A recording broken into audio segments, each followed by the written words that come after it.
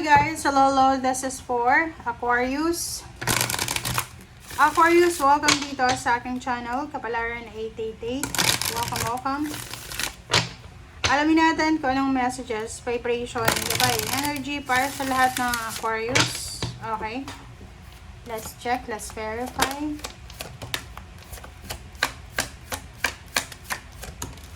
OMG. Aquarius, this is unexpected. So nakikita ko sir dito, Aquarius, are you married? Are you in a relationship? Committed ka ba? May asawa ka ba? Boyfriend, girlfriend, ka-live-in?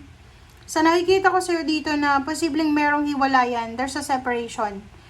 Separation dahil yung isa ay magtatrabaho sa ibang bansa o yung isa ay malalayo.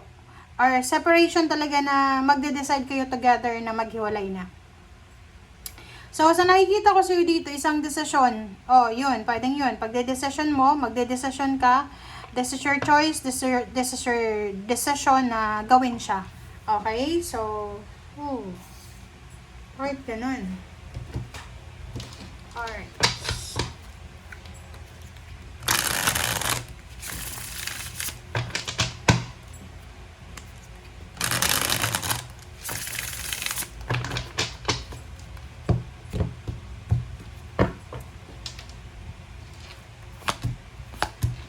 Okay, so nakikita ko sa'yo dito, yun, so parang ano ka parang pagod ka na. It's either pagod ka na sa taong karelasyon mo sa ngayon, or pwedeng pagod ka na sa pakikitungo sa kanya. May gano'n naman may mga relationship na yung isa mapapagod, yung isa na fall out of love, so wala naman tayo ditong wala tayong karapatan na pagsabihan sila. So, dito sa barahan na to, sabi ng baraha, pagod ka na. It's either sa relationship mo or pwedeng sa trabaho. Pwedeng magre-resign ka din. Okay, next is Queen of Swords and Temperance. So, sabi ng baraha sa'yo dito, bago ka tumalon sa bagong relationship or bagong trabaho or bagong negosyo, mag-isip ka muna.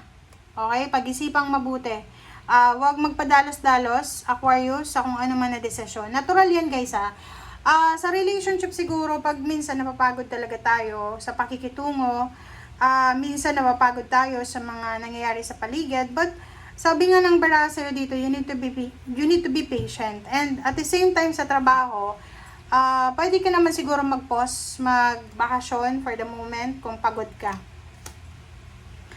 Sabi ng baraha dito, lalo sa relationship guys sa relationship, kung gusto nyo makipaghiwalay or gusto nyo mag-resign sa trabaho, magdahan-dahan kayo you need to think very well, kasi posibleng pagsisihan mo yan sa bandang huli. Okay? Yung iba naman sa inyo dito, pagpapakasal, maging careful kayo sa mga plano nyong pagpapakasal, paglo-loan ng pera sa mga bangko para, alam niyo na, para magpakasal or pwedeng magpatayo ng bahay or kung ano pa man. You need to be careful dyan. Okay? Alright, next is Four of Cups and Knight of Swords. So, sa nakikita ko sa'yo dito, you're waiting for a support.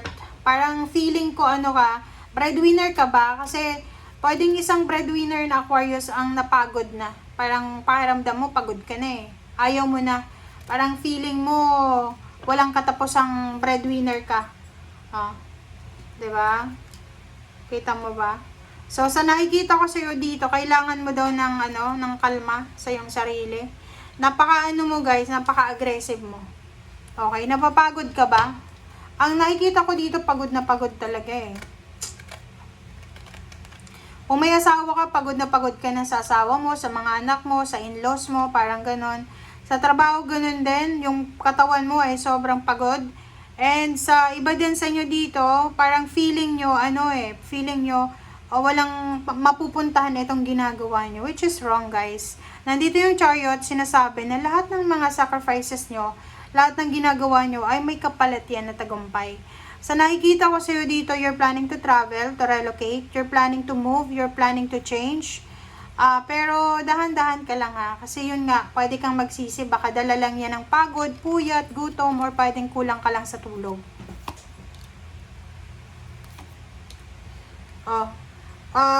Yun. Sabi ng baraha dito, huwag tayong mabilis magdesisyon. Lalo na yung pagpapakasal guys ha. Okay? Walang divorce sa Philippines. Annulment, kailangan mo ng pera.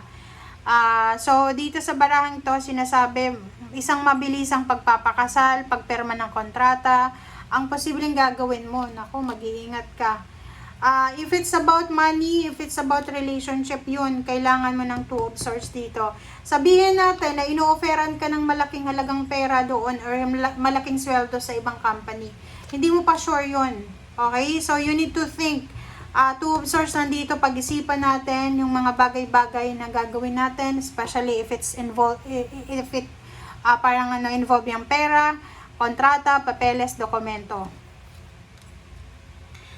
Yung iba sa inyo dito, dalawang klase ng gusto. Yung iba gusto ng maging single, yung iba gusto ng magpakasal. Parang ganito yon, yung mga breadwinner, parang gusto nyo ng magpakasal. Kasi akala nyo, pag nagpakasal na kayo, wala nang obligations. Naku guys, pag nagpakasal ka, magkakaroon ka ng anak, 'di ba? So, may obligations pa rin. Okay, this is your dream. Sabi ng baraha sa'yo dito, may mga Aquarius daw na nagpaplanong mag-travel. It's either local or international para hanapin ang kanilang pangarap. So, kung OFW ka, hindi ka makokontento na naandyan ka sa bansang yan, lilipat ka pa sa ibang bansa. 'Di ba? Sobra-sobra yung excitement mo. Nararamdaman mo yung yung happiness and yung fire. Puro to fire sign 'di ba? Sabi ng baraha sa iyo dito, you are super excited. You're excited para sa incoming. You're excited para sa mga plano mo. Excited kang makaalis, makalipat ng bahay, excited ka na makapag-travel. Excited ka na may kasal, parang ganon. You're excited para sa kung ano man yan na plano mo. Okay, next is Magician and the 6 of Wands. So, nakikita ko dito isang napakabilis, unexpected na promotion, salary increase, higher position, ang posibleng darating sa'yo. Pwede din na ma-assign ka sa ibang lugar. So, congratulations in advance. Nakikita ko rin sa'yo dito yung unexpected na power. So, parang you will have the power, financial freedom, parang ganon. Unexpected na recognition. Makakatanggap ka ng anong tawag dito? Money as a reward. Or pwedeng certification na pwedeng nakapangalan sa'yo, Aquarius. Sa love life, sinasabi ng baraha sa'yo dito na may magbabago sa love life mo.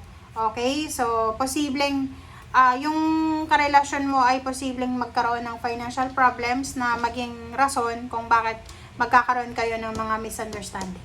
Okay? Thank you. Bye!